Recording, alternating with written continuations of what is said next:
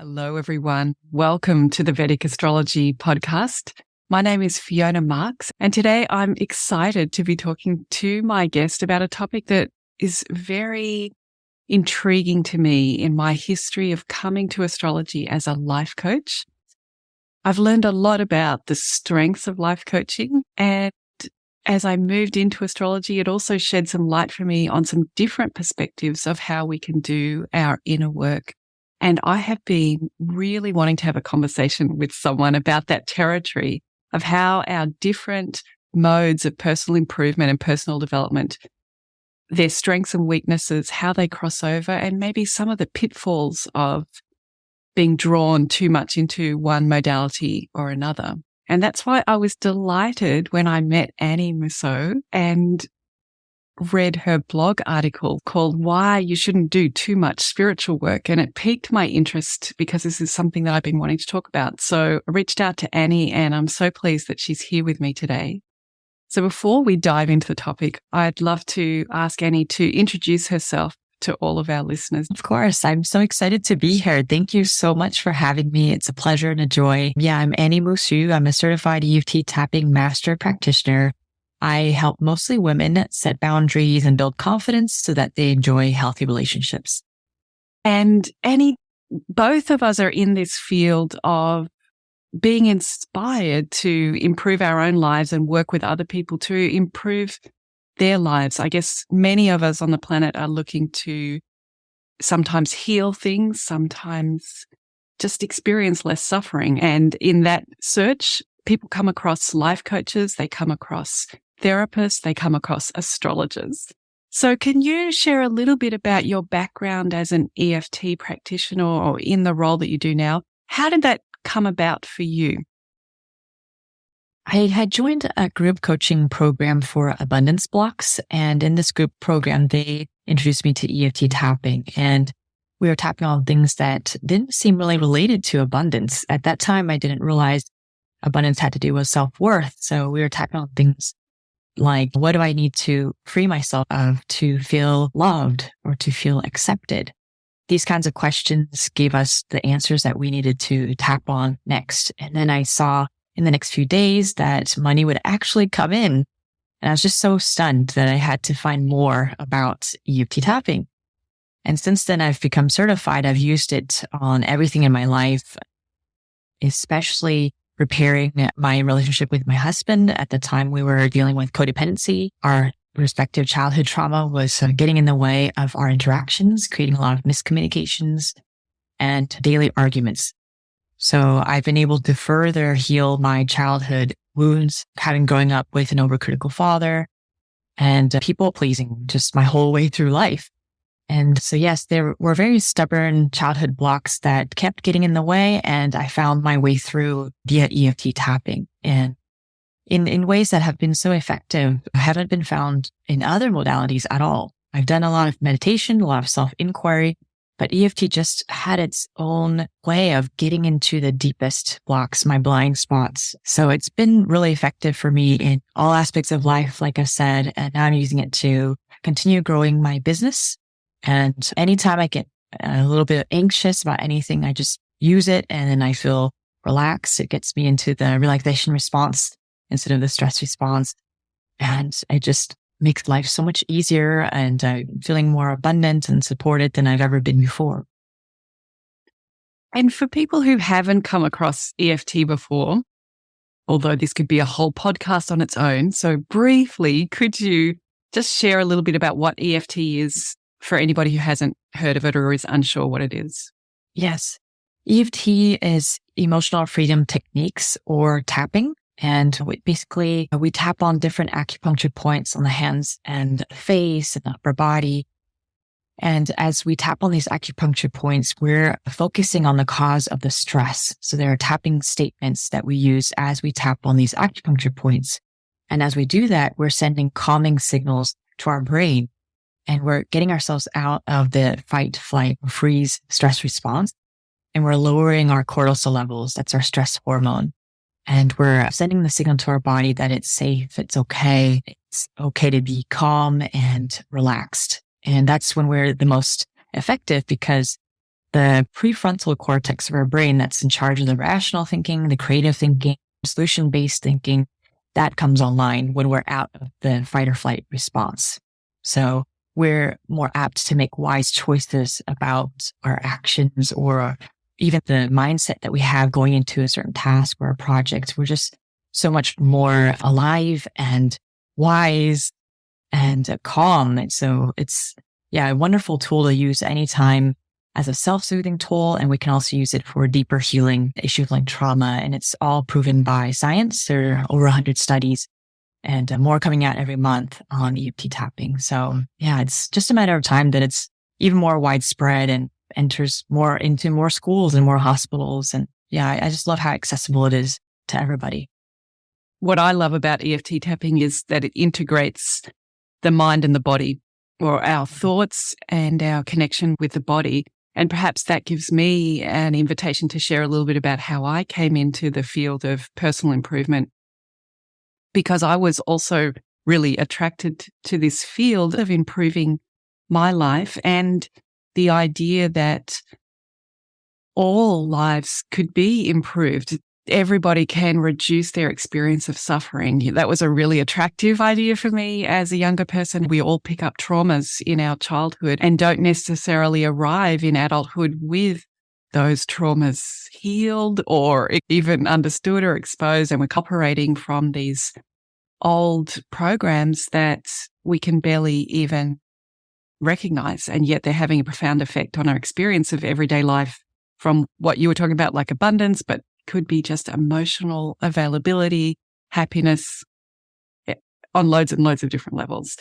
So I was really inspired around life coaching. It was a personal improvement methodology that I really liked. In my profession at that time, I was working in human resource development in a large organization, thousands of employees. And we had a good understanding in general. There was a good level of knowledge about neuro-linguistic programming. But combining that with life coaching, which sort of happened in the late 90s, early 2000s in the kind of work that I was doing, I found very empowering. And so neuro-linguistic programming in some ways gave birth to the life coaching movement, because it's saying that the language that we're using, the words that we speak, actually reveal our ways of perceiving the world. And when those ways of perceiving the world are faulty or incorrect, we go around running programs that are also faulty and incorrect. So it's almost like being able to see the software by listening to people's language and watching all of their non-visual communication. One can see the software that's written and have tools to help people reprogram. And so neuro-linguistic program is famous for many things, but one of them is like reframing is probably a very famous technique from neuro-linguistic programming, as is the visual auditory kinesthetic, and as is even rapport. I think neuro-linguistic programming is beautiful in placing rapport at the center of all change. The rapport between two people is the conduit for how change takes place. It's a really vast and beautiful field. So I was lucky enough to be trained as a life coach, as a business professional coach as part of my work. And for those people who have been following the podcast recently, we did an episode about the 11th house and gains and about Aquarius. And in that, we talked about the drama triangle, which is this model of the victim, the persecutor, and the rescuer. And I guess life coaching builds around this kind of model, largely encouraging empowerment, that as we've made it to adulthood, whatever it is that's happened in the trauma that has gotten us, but we've made it now to be an independent and fully adult person. Therefore, we can reclaim our empowerment and step out of our drama triangles and begin to choose things consciously that we want in our life, and also let go of things that we don't want. And that's really largely what a life coach is helping someone do, is identify what they want and helping to set clear goals around that, to break it down into manageable, achievable steps that the client reports back to the coach. Sometimes having that coach really helps, just knowing that you're going to have to show up on Tuesday and say whether you did do that thing or not do that thing. And the coach also helps identify those things that we don't want and strategies to let go of those things and using our mindfulness. So it's a really powerful personal improvement strategy, but it can have some pitfalls as well. And this is where our connection came along with your article about raising awareness that perhaps there are some dangers to doing too much personal improvement work. So do you want to share a little bit about that blog article and how it came about for you, Annie? I tend to go to extremes when it comes to personal development. I've come from a background of being a high achiever and a perfectionist. And today I can safely say that I've overcome those defense mechanisms. But when I go towards my personal development, I've tended to just push it to the edge and see how far I can go as fast as I can go. That's just my adventurous nature when it comes to these kinds of things. And I've realized that first thing, the body needs time to integrate things. We can't force it to change or to fix anything. We can only guide it and hope that it go towards our agenda, but we have to learn that our agenda is less important than what our body's wisdom has to offer us. And so in EFT tapping, for example, even though I know that quick transformation is possible, it is not always the safest way to go about things. It's even better sometimes to go slower because we've been carrying these layers for so long that it needs time to integrate and to process everything. Even if the releasing has happened, it still needs to rest and we need to drink a lot of water. We have to make sure that we're slowing down and helping that process along. And before I realized all of this, I would keep doing the tapping on myself. I was my own guinea pig. I still am for experiments. And I just kept pushing back into the past because that's what we've been trained to do, is to look past into the past, to tap on past memories and help people release those from their systems. That's what's actually keeping them in fight or freeze response when they want to have a great relationship or attain success. Oftentimes there are links to the past, times when we felt not good enough or we were discouraged from pursuing our dreams, that kind of thing. So as an EFT tapping practitioner, I've learned we have to go back into the past, release those limiting beliefs so that we can move forward with more ease. The thing is, if we keep going back into the past, we can get stuck there and our energy gets heavier and heavier as we start looking for the next problem to tap on. And it becomes this endless quest to fix ourselves, to look for the next thing that's off about ourselves. And it can really reinforce this idea that we're not good enough and that there's always something wrong with us. And before we find that little piece, that missing piece, we'll never be able to be happy. It becomes this excuse to not live in the present moment. It's very easy to slip into this and to think that we are being conscious and aware of what we're doing. But because I think the way our society is set up, this not good enough society, we slip easily into this mindset again. We just have to pick and choose the next missing puzzle, tap on it or fix it in some way, and then we can get what we want. And I've learned that can actually be detrimental to our inner growth. We have to learn how to just step back sometimes, pause, take a break, and just be with what is. When I was younger, definitely the sense that there was just so much in there. There was so much wrong with like a bottomless pit. I agree with you that culturally, I think we can have a sense that we're flawed and it's almost detoxifying or taken to an extreme, like, I guess, purging or whatever, that we become so obsessed with cleaning things out that it begins to damage the system itself. The way that I look at that, culturally, I always think it's that Protestant work ethic. That's the umbrella word that I use to describe it when I see that we can culturally have picked up a sense that we're not good enough. And if you take it back through Christianity, that split between Catholicism and the Protestant world was that in Catholicism, this was the idea that humans do sin, but they can be forgiven and they can, at the worst extremes, they can almost buy their way into forgiveness, which has its problems too, but at least has the idea that humans are good, however, they can commit sin. And if they do commit sin, they can make repentance and penance for that. Whereas the Protestant branch took that idea that humans sin, that's their nature, and that while we're here on planet Earth, kind of have to do everything that we can to improve because of this innate nature.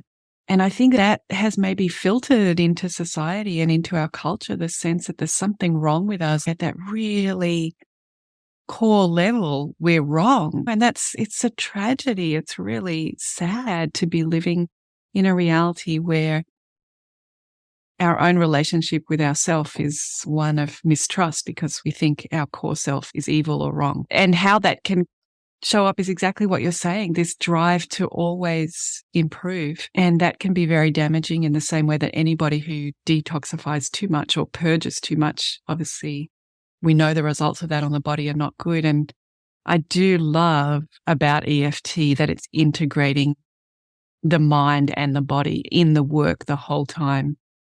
Whereas NLP is working on the programming, the statements, the language and the beliefs, and almost working on that at an intellectual level. I love how EFT is integrating the body in real time. The process of unhooking these traumas or beliefs is literally both happening at the mind and the body level. Such a special thing. And like you, I really have come to respect that the body it's absolutely essential. In some ways, it's the most spiritual part of who we are. It's easy to think that it's like body, next layer up mind, next layer up spirit. But in some ways, the body is the most spiritual. It's the most innocent. And I was lucky enough, having been a life coach professionally, I then took a sideways step to become a massage therapist. And I continued seeing private clients for life coaching, but I worked as a massage therapist for over a decade. And it's so beautiful that innocence of the body, the presence of the body, the time, how the body exists in the present moment. And when you're working with someone as a massage therapist, it helps you have realistic expectations of how much recovery and healing is available to the body in each session. Theoretically, I'm sure a massage therapist would love to just work and whatever it is, 6-8 hours, do everything that the body needs. But it's impossible, both physically from the massage therapist, but also from the person's body to heal and receive so much therapy. And so massage has this real rhythm of someone coming, creating more ease, them returning to their life, coming back, seeing what's set and what has released and working again. And this rhythm helps the provider, the massage therapist, the therapist realize that things take time and things happen at their own time. And then, of course, when we talk about time, it's a real opening to think about astrology, right? Because astrology is always interested in time. And I remember in my very first few weeks of learning astrology, my teacher said something about the fifth house, the number 5 in Vedic astrology, Leo, and the fifth house are all about self-improvement. They are, if we think about the hero's journey, starting in house 1, where we arrive, and in the second house, gathering resources, in the third house, exploring and making meaning, learning and understanding, and then in the fourth house, consolidating all of that into an inner peace, knowing that I can be here and I can belong here. Allows us to embrace the fifth house, which is where we choose the kind of kingdom we want to create. It's where we begin to create the legacy that we're here to offer. And I remember this statement that people who respond well to life coaching have a great fifth house because it's all about self-improvement. And when a person wants to improve, if there's support to their fifth house, they'll be able to do it. But if you have real challenges to your fifth house, you might not find that life coaching works very well for you. And I remember being really thrown by that because my paradigm at the time was that life coaching works for everyone, that it's a very empowering model of identifying what you want and then creating that, like moving in the direction of that, and with your alertness, with your awareness, addressing any obstacles that come up, which takes a lot of creativity sometimes, but everybody can change their life. So to be told that only people with a good fifth house can change their life was very confronting for me. But I think the process of learning the vast body of knowledge that is Vedic astrology has changed my paradigm a little to relax, to know that everything is happening at the right time, in the right way, for the right reasons, in inverted commas. This word right is very hard to define, but for auspicious or right reasons, everything is unfolding as it should, not necessarily on the timeline that the ego would like it to. And that comes back to what you were saying about we can feel that we want to set the pace around how we change our life. And we've already experienced so much suffering. We don't want to be there anymore. I want to change. I want to change now. Do you find that clients can come really ready to be in their future already? Oh, yeah, definitely. Yes. I have plenty of clients who come in with success blocks. They want to achieve a certain amount of revenue by a certain amount of time. And so I let them know right off the bat that I'm only here to guide them, and we can have really great results with EFT. They can happen even very quickly, but sometimes things take more time than usual than our agenda would like to admit. Sometimes I wonder, how much control do we have? Because in my experience, I've tapped on my success blocks and then I have immense results. I've seen a client come in maybe the next day after I've tapped and released a huge block. And so for me, it reinforces the idea that it does work. And fortunately it does, because that's what the EFT tapping is amazing, is that we can cut down time. Like, for example, people come to me after years of talk therapy and they wonder, what can EFT bring to me now? I've done all the different modalities. I've even tried acupuncture. EFT is based on acupuncture. Yeah. And I tell them, every person is different. Each body is different. Your needs are different. So each modality might bring you something different that you needed before. Now you're ready for it. And so it's worth trying. The other thing that comes to mind is that consciously we might want to achieve a certain amount of revenue, or we want to have that fulfilling relationship.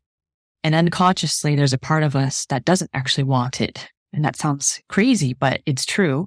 There might be a part of you that still feels rejected from the last breakup, or grief from the last breakup. Maybe you think that you've already overcome it, but today, unconsciously, you're still running the program.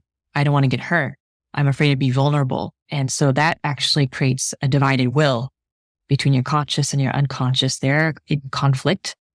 And so that will actually create more resistance and keep your goal further away from you. It's your body's natural way of keeping you safe, of trying to protect you. So I take a lot of time to explain to people the way our mind and body work so that they understand it's not their fault. It's not their fault they're not tapping enough, or they're not doing enough meditation, or they're not putting enough effort, because it's too easy to blame ourselves when we don't have what we want right now. And so we have to learn how to relax and stay humble on the path in the process of creating change in our lives. We have to really meet ourselves and our bodies exactly where they are and meet it with acceptance and love. That's the most healing thing we can do for ourselves. Absolutely. And I think this is what I have really gained or had reinforced by Vedic astrology, is that when one looks at one's chart, is lucky enough to look at one's chart, hopefully one develops a real sense of compassion for the journey that the self has been on, that there are many obstacles, there are many traumas and disappointments, and that's okay. That's not something to be ejected or rejected. It's okay. I think Vedic astrology helps us stay in that place of having compassion for the self and the journey that has brought us to this point. And it's one of the things that I do think is very healing about Vedic astrology, is helping someone have compassion for themselves, helping someone accept where they are right now, and also helping take off that burden that can come from life coaching, that if I'm empowered and if I'm powerful, then everything is my responsibility. We can get this over responsibility that then if I'm poor, that's my fault. Now it's my fault. Or if I'm not in a relationship, it's my fault, because if life coaching is true, then I'm the one who's creating this reality and therefore I'm a bad person. And it just feeds back into the seeing the lack in my life as, now not only is it a lack, but it's like a reflection onto my ego, where I'm almost communicating to the whole world that I'm flawed and that I'm broken because I don't have $1 million in my bank account or a Porsche or whatever thing it is that we want. And I think this is where, again, our cultural perspective maybe over individualizes, and we think that we are more powerful than we are. So I love coaching because it's really empowering, and I do think it can help you heal so much. It can help you reintegrate so much and be powerful. So it's really good, but it has a limit that one is powerful, but one is not all powerful. And Vedic astrology is a great way of seeing all the other energetic forces that are on the chessboard as well. And hopefully that helps a person take off that baggage that my lack or my failures are indictment on myself. Do you find that people can get caught up in that as well, a sense of responsibility that they should be better than they are? Yes. Yeah, since our culture is so steeped in constantly improving ourselves, it's just too easy to look at the media and celebrities or the Joneses and compare ourselves and feel like we have to keep up the rhythm, keep improving ourselves. And so it is a huge burden for anyone to hold. And I think astrology, even my own readings that I've had, I've learned to just take it easy and realize that everyone has their own rhythm. And if I accept that, then I find that everything is okay. And so, yeah, my clients are the same. They absolutely want to get out of the trauma, for example, like you were saying. And there's a lot of pain that creates that sense of urgency. I have to get out of this issue, or I have to attain that goal right now. And I try to help my clients see the gift in the dark times, the gift in the shadows and the moments when you're not getting a response from the universe like you want. And so sometimes when we're really prone to overachieving, doing, constantly improving, life will find a way to tell you one way or another, you have to stop doing, relax. And maybe you won't get any signs from the universe for a while because you just have to sit there and sit in the mud or whatever it is. Be with yourself and learn how to not do, just be. And so whether it's through astrology or maybe someone said something and it stuck with you, or a book, life has a way of showing us what our next step should be if we want to go towards more ease and grace and abundance. Because of course we always have the choice of not listening to those signs, of just continuing on the same path. And that's okay too, because eventually we'll get the message one way or another. We will. Astrology is great for kind of indicating which of those paths some people are more inclined towards push, do, partly because of the way their chart is set up. And this just might be a lifetime to do that, push and force and improve and perhaps burn out, but maybe progress in the way that this lifetime is all about. And other charts might be saying something different. So I love that about astrology, the variety, that everybody's on their own different life path. But I do think that for those of us who are feeling the burden of being overachievers, and if I'm in suffering, it's because I'm responsible and I caused it, then it's just referring back to the self and making us feel even worse.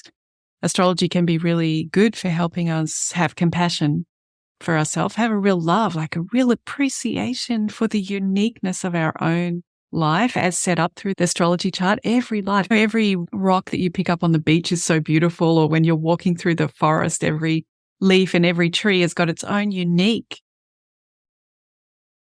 beautiful nature that it doesn't need anything else. It's manifesting exactly as it should be.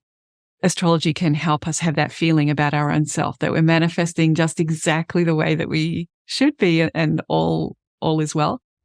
This also reminds me of that sutra from Patanjali's Yoga Sutra about that yoga is the practice of strength and flow. It's stira, I think, for strength, and sukra for flow. So ease and grace, but also strength and presence and determination. So yoga is such a beautiful practice because it's bringing those two together at the same time. Yoga is not all about the asanas and having the perfect pose. And it's also not all about being in Tadasana and lying down and having your eyes closed. It's the flow between, or the balance between these two things. And that's what we want, whatever personal improvement methodology we're pursuing. We want to have some conversation, some balance between the pushing and improving and becoming stronger, and also the grace, the ease, the receptivity, the openness. We're all looking to find that balance. Yeah, that's why I love the yin yang symbols. I come from a Taoist background. These principles really resonate with me. And so I think of the yin as the receptive energy and yang active. And life, if we observe nature, it's constantly in the exchange between these two energies. And so I think everything in moderation is a great slogan to keep in mind. We should always be striving for more and more balance in everything we do. And it's always just a great way to lead our lives, to make sure that they're not doing too much and we're being too much, or everything in balance is the way to go. I found that if we want peace and ease, then that's just the go-to answer. I find the yin yang symbol reminds me of that every day. So, yeah. Yes.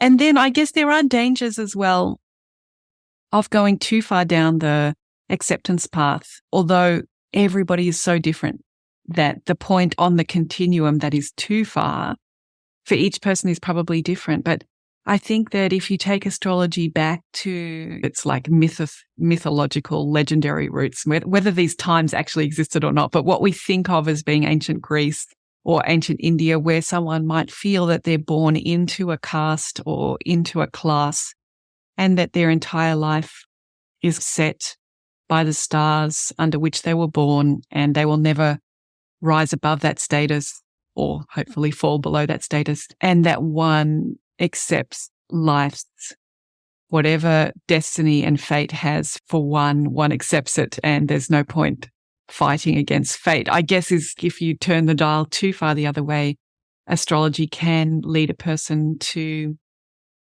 potentially not strive. Yes, I grew up Buddhist, so this idea that we have to give up all material possessions and renounce ourselves from the physical world really was ingrained in me. And so I went through a time when I did that. I barely worked. I was privileged enough to not need to work, and spent my days just meditating and doing yoga, reading spiritual texts. And it was a very fruitful, rich time in my life. I even thought, well, this is my way of contributing to the world. It's just making sure my vibrations are high and radiating that out in my daily life. And that's enough. I don't have to go after the dreams that I had when I was younger. That's all right. This is my path. And I realized that, again, my energy got very heavy, and I fell into kind of a depression. Realized that I wanted more from life. I wanted to feel more fulfilled than what I had been taught. My mom is a very active Buddhist, and she would like to spend her days praying. She spends many hours of the day praying. And I think I've recently realized that she's coming from a different time and generation where spirituality was the traditional mindset is you must renounce from the physical world. And so this very yin receptive energy dominating your life And I think now I realize that has its place in the timeline of the universe. Maybe for a time we needed that. We needed these people to uphold the spirit side of things as we as a society become more and more disconnected from our spirits. And now this time period that we're in, my generation, we're in this wave of people who are learning how to integrate spirit and form. So we're being forced to or asked to integrate what we've learned being in that yin state, all the wisdom that we've had, the revelations, and bringing that into everything we do now in our jobs, in our family lives, as we go about our chores, very terrestrial, right? It's a very material world, physical, 3D world. And so I'm seeing this in myself, this integration of both form and spirit and this balance between yin and yang that needs to happen for me to feel fully myself, I guess, or more just a richer life, I think, than what I had been taught. I think I have observed this as well. In Ayurveda, one of the foundational ideas is around the doshas, that there is a vata type and a pitta type and a kapha type.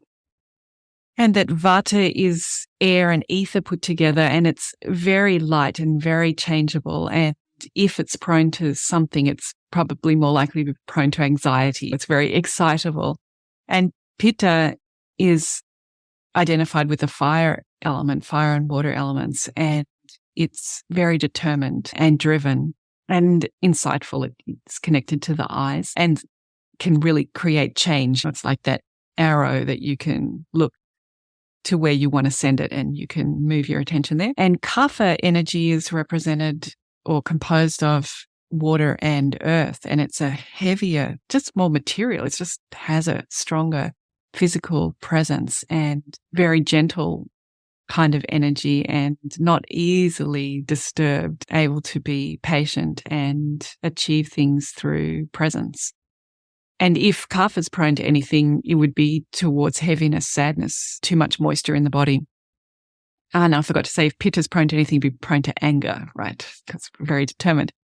And sometimes what I think is that perhaps kapha dominates in some ways this uniculture that you and I are talking about that obviously doesn't exist, but there's some culture that is Western or American or popular that we're aware of, because when one's dosha is dominated by kapha, it can be really helpful to get more stimulation and do more exercise and eat raw food and really dry out the inside of the body because it's too wet and heavy.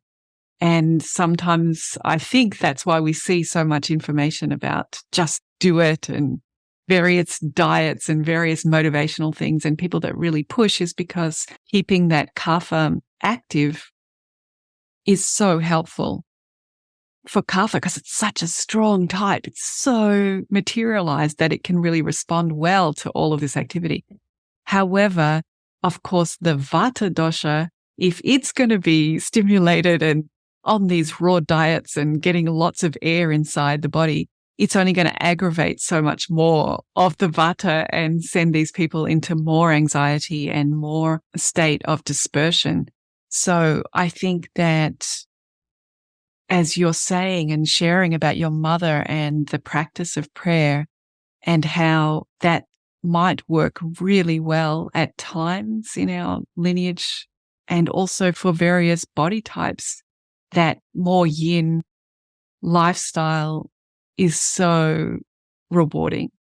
And yet for other dosha types, having that lifestyle would be taking them out of balance. I've found both Vedic astrology and Ayurveda have been really helpful.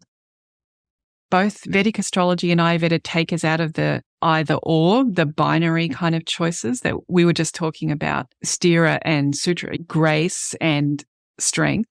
So that's a bit binary. What I love about Vedic astrology and Ayurveda is bringing in at least 3 choices. And I think Vedic astrology brings in hundreds of choices, but reminding us that it's not an either-or game and that what is good for one person's body type is not necessarily good for another person's body type. And as you're suggesting, even the timeline of history, the generation that we're born into, these things are important. And in Vedic astrology, I don't tend to read the outer planets, but outer planets are a great way to mark generations and long periods of time. And if you think about Pluto, very soon is going to be moving out of Capricorn and into Aquarius, and then go back, and then it will finally move into Aquarius. These are big generational changes that what is called upon from one generation to another, those callings can be different. Mhm. Yeah. Mhm. So I guess what we're getting to is that personal development is very tailored to each person, isn't it? It's a unique recipe, and it's not necessarily going to be one size fits all. Yeah, I think in my case, I needed to go from one extreme to another. So bring in the yin yang. What is it like to have a very yin lifestyle? And then what is it like to have a very yang lifestyle? And then learning to find a balance between the two. Sometimes we have to let ourselves have our experiences that we can find that balance for ourselves and see what it means for us personally. Everybody's got to find their own recipe. What are some of the things that in astrology might lead us or give us some hints about different pathways to follow? As I was listening to you about EFT and tapping, I was thinking how well that probably works with Mercury in the astrology chart, because, and to some extent Mars as well, but Mercury is so good with language and also so connected to our nervous system that I think Mercury might be really great working with EFT. And in some ways, Mars could be great with EFT as well, because Mars is so good at taking action and it uses the nerves to do that. So that might really help. But I'm also reflecting that different people are going to have different approaches. Another thought that comes to mind is, if we think about obstacles in astrology, they're related to the sixth house. So whatever planet is ruling your sixth house could give you insight about how to overcome obstacles. And this is a little bit what we were talking about, whether to push through and force might be a really good strategy with some obstacles. And for other people, acceptance, surrender might be really good. And in my mind, then that brings, for example, if you have Jupiter ruling your sixth house, Jupiter is all about compassion and philosophy and understanding. And if Jupiter is involved in your sixth house of obstacles, making friends with your enemies and understanding the big picture might be really useful. Whereas if Mars is related to your sixth house, then taking action and being proactive is a great strategy. If Mars is in the sixth house, we love to see Mars in the sixth house in Vedic astrology. And there's probably thousands of examples like that. I would be cautious if you do have Mars in the fifth house. That might encourage you to want to over improve everything. So, yeah. Does that have any parallels with the work that you do, or am I wandering off on a bit of an astrology rabbit hole there? I can imagine someone coming in for a reading with you and wondering what kind of modality I should turn towards. That would be very helpful.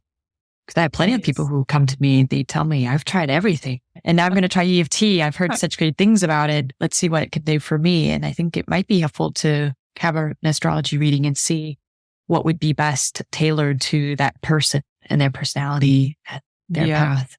It's interesting. In Vedic astrology, we think about Mars and Saturn as being the two planets that help a person deal with problems in the real world, because living here on planet Earth, there are definitely problems in the real world. And Mars is a planet that addresses problems by taking action and would love to just cut problems off at the roots. Like as soon as they arrive on the Earth, we just cut them down, take action and ask questions later sometimes. And it's great to have a Mars energy that will do that, early to spot problems and decisive in the action that it takes. And its partner in Shadbala is Saturn, because Saturn is our other planet for dealing with problems, and it deals with problems that can't be resolved, problems that need to be experienced, endured, problems that need to be endured, things that can't be fixed through action. And I love that Vedic astrology has a place to put that, because when we come from this life coaching filter, it can seem as if all problems can be dealt with, like all problems are Mars problems. And Vedic astrology is highlighting there are some problems that are Saturn problems. They're things to be endured, and one will learn something through that experience. Even if one just learns, I can endure, I can survive, I've got strength, like that rock that's always being hit by the coming in of the tidal ocean waves. That rock just stands there and endures and has a strength from doing that. Yeah, it strikes me, if Saturn is on your sixth house or rules your sixth house, there might be something about acceptance, surrender, just an authentic experience of life that these things are. Oh, yeah. That resonates with me so much because there's a part in EFT tapping called secondary gains. And basically someone, like I was saying earlier, can come in wanting to achieve a certain goal. Like they want to be in a fulfilling relationship, but there's a part of them that says, no, I actually don't want it. I don't feel safe. I've been hurt so many times before. It's not a good idea. And some people can actually believe that tapping will help them get their partner eventually, which it has helped many people find their partner. But in some cases, and this applies to any issue, we are not meant to have what we want. And sometimes it can be very hard to accept that people actually underneath, deep down, maybe they don't realize it themselves, they don't want to heal. They do not want to overcome their issue. A very typical example is someone who has a physical illness, they're bedridden, and all of a sudden they get a lot more care and love from their family members. That their husband, for example, will come home directly after after working and make dinner, and then maybe their son will come and talk to her, or et cetera, et cetera. And she begins tapping and finds that she doesn't need to be in bed anymore. She's recovered, and then her family members don't treat her the same way. They're out and about, they're seeing their friends. They're not at home with her in the same way they did before. And that person can actually want to stay in bed because of that care that they received that they would not have received if they had recovered fully. So it's unfortunate. And at the same time, I think Vedic astrology or the universe would say, that's just the way things are. And from our human perspective, we can't really know what's going on for that soul, why that person has chosen that path. And if we could just pull back, maybe if we had a flash on the other side, we could understand, this soul had some certain things that they wanted to learn through this experience and respect that. Then I think we would be able to let go a little bit easier of our own agenda and respect our own path and others' paths too. So profound what you're saying, Annie. It's really complex being a human, isn't it? And we see this all the time in charts. Like when you're learning to read charts, you're looking for particular indicators, particular combinations, or ease and support, and say, that's going to be successful. Or lots of difficult indicators. Wow, that's going to be really challenging. And these are the theoretical things that you're learning. But then when you actually examine someone's chart, there's so much of everything. There's a really good mix across. There's lots of success. There's lots of difficulty. There's success and difficulty mixed together. And that's what it's like, isn't it? There's all these layers of what we want and what we don't want. And in your example of the person staying in bed, it strikes me that, do I want to choose to be a fully independent adult who's responsible for my own needs, my own income, my own resources, my own food? And it's so funny when you're a kid, you look up to adults and you think, I want that. I don't want to be this child that gets bossed around by people and I've got no power and no choices. And then you become an adult and you're like, wow, there's a lot of stuff, a lot of responsibilities, a lot of chores, a lot of work. There's all these things. And you can really understand that if you are point blank asked, do I want to be fully realized? How many of us are actually able to put the hand up and truly want that? And how lovely it is to fall into the arms of anyone who will cook us a meal or tuck us in bed or bring us a hot cocoa or something. That's just so lovely. And all of those are trade-offs that for comfort, we're trading off our independence or our full realization in order to get that softness and comfort. So Yeah, it's really complex. The layers that are in a chart help us understand. Even when I was massaging, there's quite a lot of research these days about what pain actually is. We all think that we know what physical pain is. Every human can say, yep, I know what that is. But when you have chronic pain, there's quite some debate and research around whether there is actually a source of that chronic pain, whether once pain becomes chronic, it's almost a self-referral, therefore creation system, like the signal is just on, but it's not necessarily being caused, inverted commas, by a trauma anymore. It's just sustaining itself inside the nervous system of the body and the brain. And then that gets to what I was saying to you is really profound, is what is it to be human? What is it to be awareness? And all of these programs, if you want to use neuro-linguistic programming, all of these programs that we have running that we haven't examined but keep us in some kind of status quo that we can live with or not. And when we can't live with it anymore, we end up in a Vedic astrology session or an EFT session. And that's why you and I love thinking about these things and reflecting on them. So for me personally, on my journey as a life coach, I think Vedic astrology has really deepened and broadened my view and my perspective. I still love life coaching. I love the empowerment, the positivity of that healing methodology or personal improvement methodology. And I also love how Vedic astrology puts that in an enormous context of this one lifetime among many lifetimes. All of the energetic forces that are pushing us and pulling us and keeping us in the status quo that we're experiencing right now. I was just telling Annie before we started that I've spent my morning researching my family tree, which I don't know that much about. So I would call myself very much a novice. And as you do that, you realize all of these lives that have contributed to your arrival, to your DNA being here for you to use in this lifetime, and how each lifetime is so significant when we're living it here. And it's also insignificant when you start putting it on a tree and there are people that no one in your family has remembered to tell you existed. Of course they did exist, but you're becoming aware of them through the genealogy. And yeah, that contrast of one's own personal life is so important. And yet we are thousands and thousands and millions of human lives. We're part of a long lineage that will continue long after us as well. Yeah.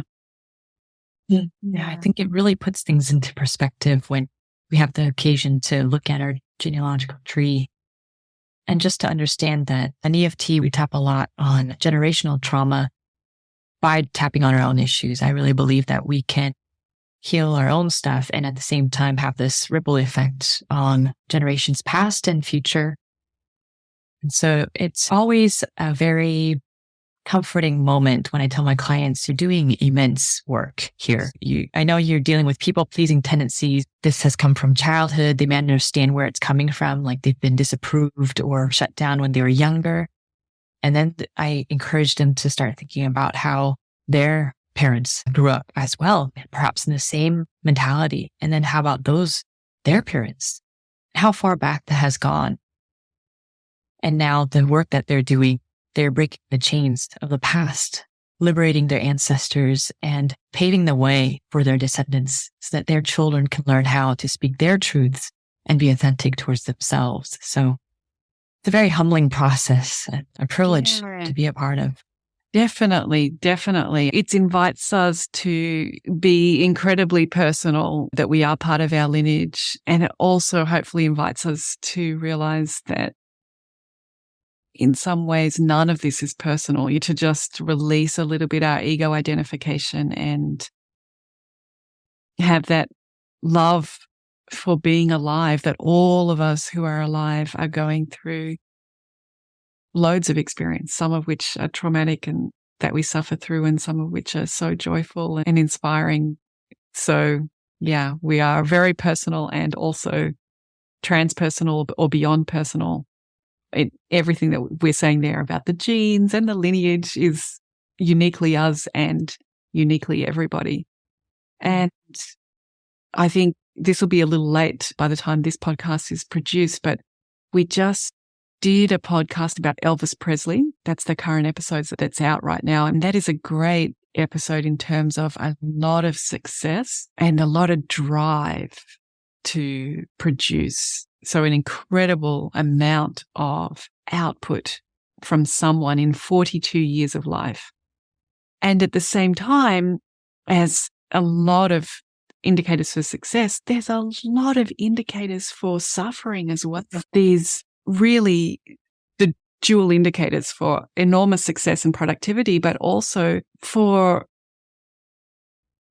people pleasing, actually. And I wouldn't normally put that term, but very much giving a lot, feeling responsible for others and wanting to give is perhaps a way to describe it, which in some ways then disrespects the self. So the self gets worn out because of all of this. So anyway, beautiful chart to look at. Great podcast episode if you have time.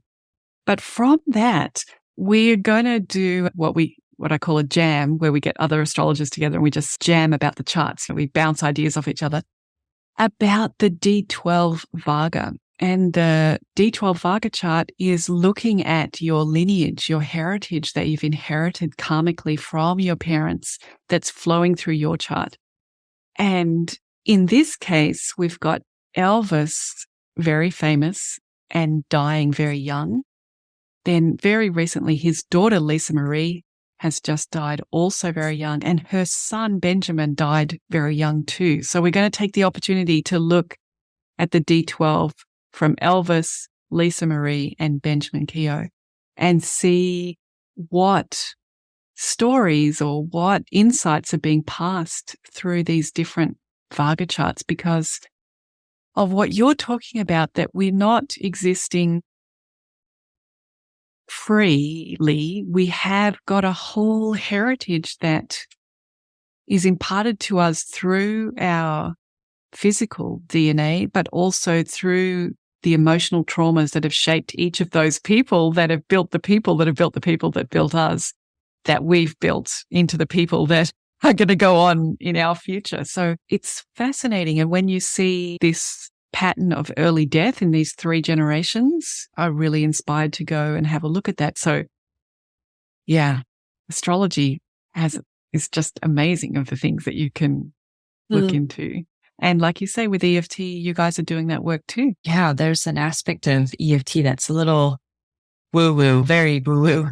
And basically you could tap on people who have passed.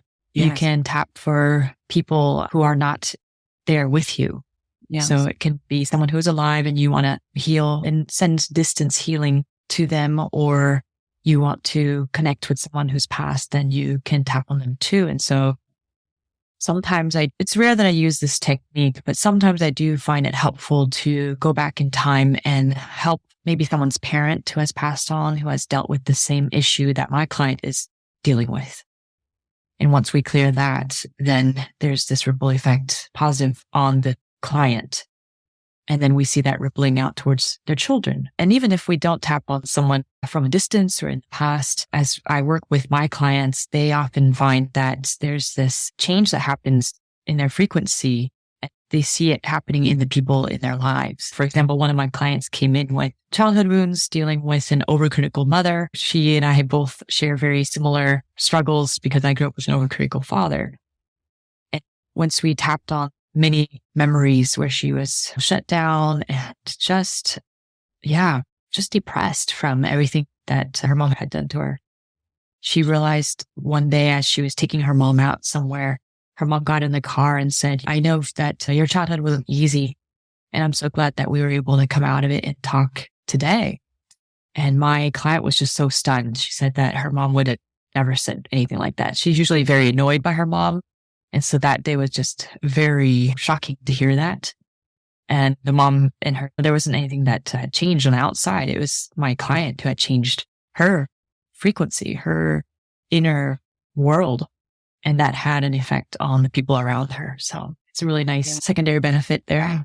Yeah, I love that story, Annie. And I think it's really true.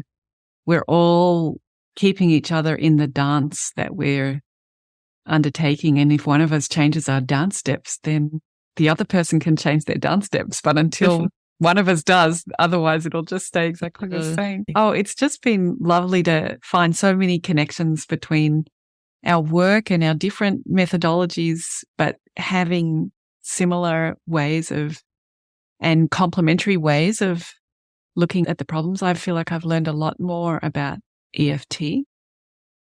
And I'm hoping that people listening have also received that invitation to have more ease and grace in relationship to their self-improvement and to pursue self-improvement as a way to be fully in the present moment and experience joy and happy in the present moment now, not just as a process that one is constantly doing 100% of the time, and that it's okay to arrive here, accept where we are, and thrive right here in the moment. Yeah, I've learned so much about Vedic astrology as well. I've had just a couple of readings, so this has really expanded my view of what it can offer to us. In Vedic astrology, we have a tradition of remedies for various problems in the chart, and often those involve either gemstones or like a practice, a sacrifice in inverted commas, where one would give one's time to an organization, to a charity. One would volunteer, for example, with helping underprivileged or impoverished people, whatever it is in the chart that you want to. So we have this history of remedies. And as we were talking, I was like, yeah, EFT is a great remedy as well for the issues in the chart. I'll go tap on that. Contact my friend Annie. We've got a new remedy to add. Yeah. And as we're speaking about that, Annie, how can people get in touch with you? What's the best way to contact you? Yes, people can find me at hushyourmind.com. They'll find a bunch of blog articles. I have a podcast there every 2 weeks, a little short episode. My specialty is definitely people pleasing, relationships. That's the backbone of what I do. Is my own story really inspires other people and tends to attract people who have had issues with childhood pain and parents who are very domineering or who aren't there. They feel emotionally neglected in their childhood and now has ripple effects in their current relationships. And I also offer EFT tapping meditations and live EFT sessions on Insight Timer. So that's the free meditation app and website. And that's every other Saturday at the moment at 12 p.m. Eastern Time for the live sessions. Great, Annie. Thanks so much for being here with me and exploring this topic. I've learned a lot and I've really appreciated your contribution to my thinking about personal improvement and the balance between life coaching and Vedic astrology. Look forward to catching up with you again another time. Thank you so much for having me. It was a pleasure and a privilege, and I'm so glad to be able to share my wisdom with your community, and I look forward to learning more from you as well. Thanks, Annie. Bye, everyone.